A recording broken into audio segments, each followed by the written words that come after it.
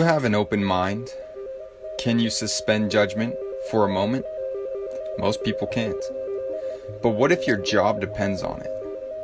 What if the freedom to hug people depends on it? What if your life depends on it? Here's a new theory. First, consider that we live in a world where everything is toxic. The soil, the water, the air, our food, even our medicines are toxic. Even stress can be toxic. Now imagine that all these toxins are poisonous to us on a cellular level. Imagine that our cells have a defense and respond to this situation. Poisoned genetic material, either RNA or DNA, is packaged up and sent out of the cell in tiny balls of protein. Let's call these balls of genetic material exosomes. Let's imagine that exosomes can act as messages to alert other cells of a particular poison, and so all throughout the body, more and more cells package up the poisoned material and release it. Also, at certain times of the year due to temperature cycles, humans tend to purge a high number of these poisoned genetic materials out of the body, resulting in symptoms of illness. These exosomes neither cause illness nor are they infectious, though they do appear to spread throughout the body. Now, that's exosome theory. Let's move on to the established theory of viruses. Viruses are generally regarded as not alive. They have no cellular structure and do not reproduce on their own, though we do have trillions of them inside our bodies. They are tiny bits of genetic material, either RNA or DNA, packaged in tiny protein balls that appear to exit and enter cells. Sound familiar? We believe that some of these entities are infectious and pathogenic, transmitting amongst humans and reproducing inside our bodies, causing illness and death.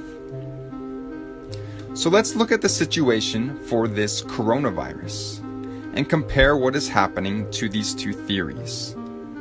Let's first consider the origin story of the coronavirus.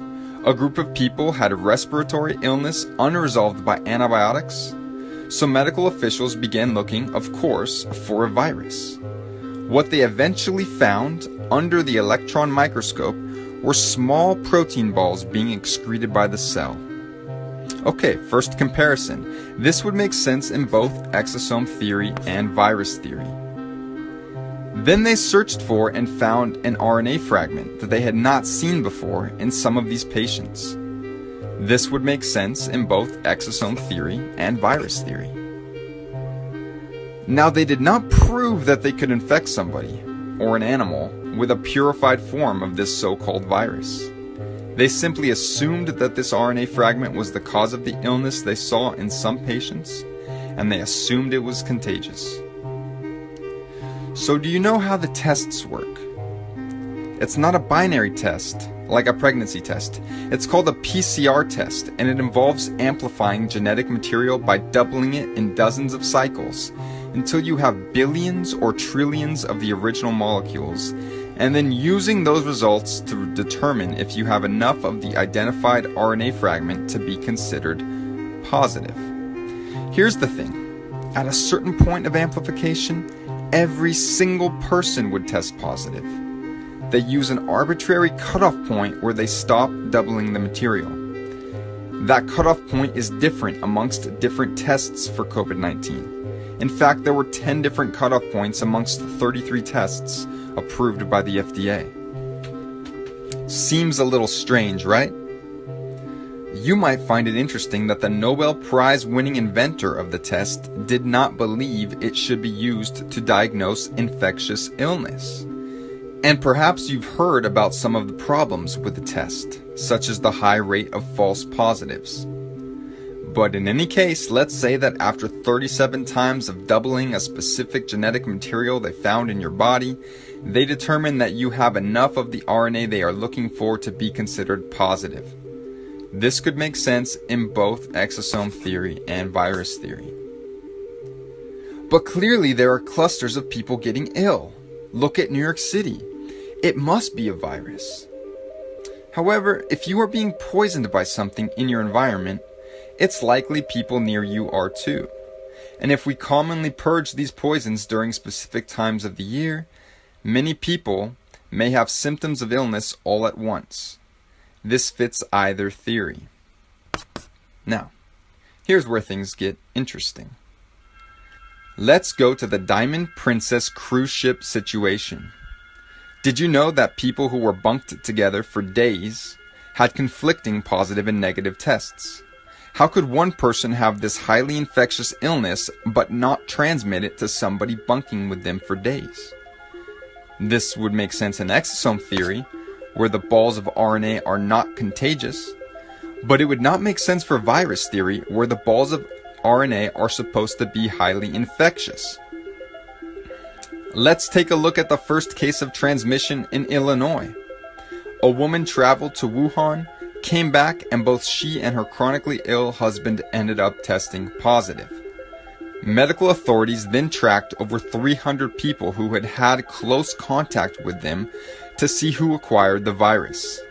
And guess what? 0 positives. This again would make sense in exosome theory, since exosomes are not contagious. But it would not make sense for virus theory, where this is supposed to be an infectious virus. In fact, do you know that there are many documented cases all around the world of patients testing positive for this RNA fragment with no relevant travel history and no known possible contact with somebody who was infected? These were people in the middle of nowhere, early on in this whole crisis, who suddenly were testing positive. This would make sense, again, in exosome theory, where the RNA is being produced as an immune response within our cells. But it would not make sense for virus theory, where you are supposed to have had contact with somebody with the virus. What about the high levels of people testing positive who don't get sick? In fact, 80% of people testing positive are either asymptomatic or have slight cold symptoms. Why? This would make sense in exosome theory, since the RNA fragments are not the cause of the illness. But it would not make sense for virus theory, where this virus is supposed to cause the illness. Things get even stranger. Did you know that some people go from testing positive to testing negative to testing positive again in a matter of days?